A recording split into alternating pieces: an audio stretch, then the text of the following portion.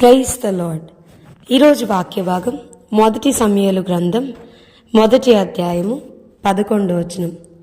సైన్యములకు అధిపతి వగు యెహోవా, నీ సేవకురాలనైన నాకు కలిగి ఉన్న శ్రమను చూచి నీ సేవకురాలనైన నాకు మగపిల్లను దయచేసిన ఎడల వాని తల మీదికి క్షౌరపు కత్తి ఎన్నటికీ రానియక వాడు బ్రతుకు దినములన్నిటను నేను వానిని యెహోవాగు నీకు అప్పగింతునని మొక్కుబడి చేసుకునెను. ఆమె యెహోవా సన్నిధిని ప్రార్థన చేయుచుండగా ఏలీ ఆమె నోరు కనిపెట్టుచుండెను.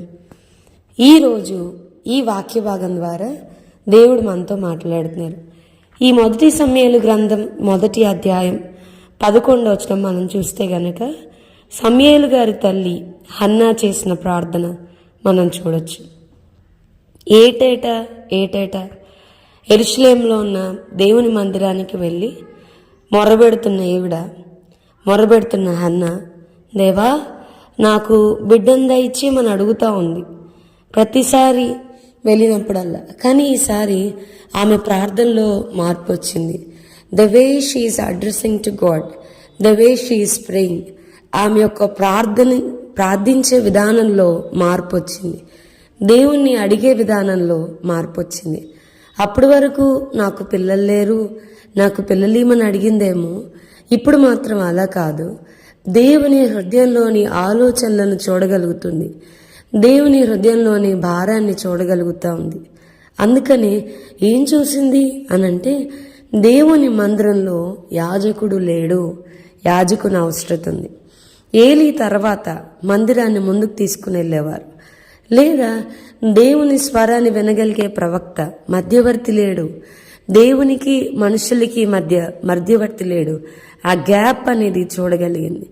దేవుని హృదయంలోని భారాన్ని, ఆయన ఆలోచనను తొంగి చూడగలిగి ఇప్పుడు తను ప్రార్థించే విధానాన్ని మార్చుకుంటా ఉంది. అయ్యా, నువ్వు నాకు మగబిడ్డని, నేను తిరిగి అతను మీ సన్నిధిలో అప్పగించేస్తాను. తాను బ్రతుకు దినములన్నిటా కూడా అతను మీ మందిరంలో పరిచర్య చేస్తాడు, నీ సేవకుడుగా ఉంటాడు అని చెప్పాను. చాలాసార్లు ప్రియమైన వారులారా, మనం ప్రార్థన చేస్తున్నాం కానీ జవాబు రావడం లేదు. ఎంతో కాలంగా చేస్తున్నాను, ఇంకా ఆలస్యం అయిపోతుంది, దేవుడు వినట్లేదా, దేవుడు చూడట్లేదా, చాలా అనుకుంటా ఉంటాం. కానీ మనం ప్రార్థించే విధానాల్ని మార్చుకోవాల్సిన అవసరం ఉంది. ద వే వీఆర్ ప్రేయింగ్, దేవుణ్ణి ప్రార్థనలో మనం అడ్రస్ చేసే విధానం, ప్రార్థనలో దేవుణ్ణి మనం అడిగే విధానంలో మార్పు రావాలి. హన్నా దేవుని హృదయ భారాన్ని పంచుకుంటా ఉంది. అందుకని ఈ రోజుల్లో దేవునికి ఎలాంటి క్రైస్తవులు కావాలి, లేదా క్రైస్తవులు ఎలా ఉండాలి అని అంటే, ఆయన హృదయంలోనికి తొంగి చూడగలగాలి. ఆయన హృదయంలోని ఆలోచనలు, He want to share his heart's burden with us. ఆయన హృదయ యొక్క భారాన్ని పంచుకునే వారి కొరకు దేవుడు ఎదురు చూస్తూ ఉన్నాడు. మన ఉద్దేశాలు, మన ఆలోచనలు, మన కోరికలు, వాటి కొరకే ప్రార్థన చేయడం కాకుండా దేవుని ఆలోచన ఏంటి, దేవుని హృదయ భారం ఏంటి, దేవుడు ఏం కోరుకుంటున్నాడు, దాన్ని ఎరిగి ప్రార్థించే వరంగా మనం ఉండాలని దేవుడు కోరుకుంటున్నాడు.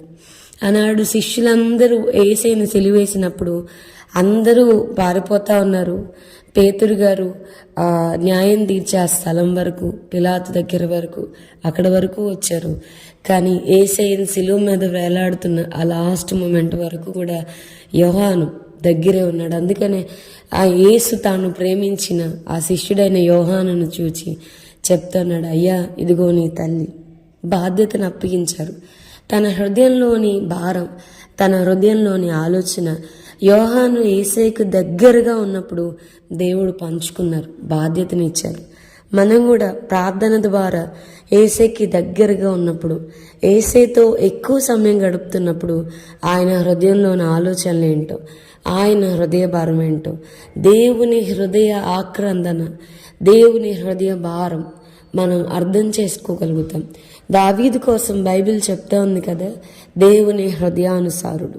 అలాంటి వారి కొరకు దేవుడు ఎదురు చూస్తూ ఉన్నాడు. దేవుడు అలాంటి ఉన్నతమైన భాగ్యాన్ని మనందరికీ దయచేయను గాక. ప్రభా ఈరోజు వాక్య భాగం ద్వారా మీరు మాతో మాట్లాడినందుకు వందనాలు. వాక్యం వింటున్న మా ప్రియులైన ప్రతి వారిని దీవించండి.